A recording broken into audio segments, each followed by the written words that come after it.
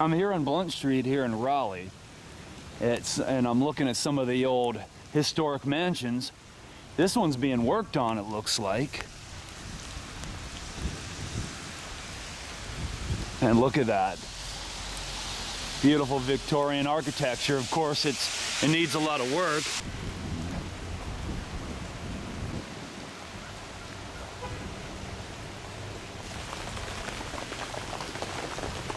Look at that, though.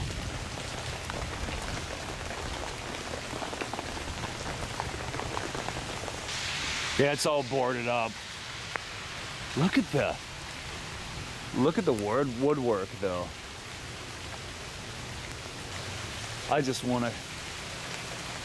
Magnificent woodwork, man. That architecture is just. They really took their time when they built homes back in the 19th century.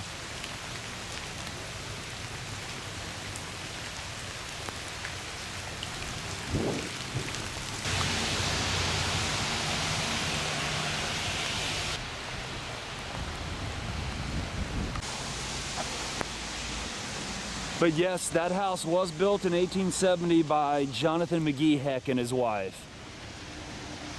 And he fought for the Confederacy, and shortly after shortly after the Civil War, him and his wife would build this beautiful home and live here for quite a number of years. And now it's said to be haunted, supposedly by their ghost. Just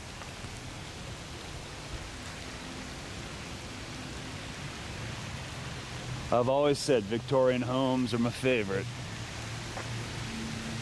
Look at the top. And of course, there's that. But there's beautiful homes all along this street. They have really put a lot of work into this house in the last couple of years. Wow, or last year, I should say. Look at the red trim with the, what would you say? I guess that's kind of a peach. Well, it's not a peach color, but it's a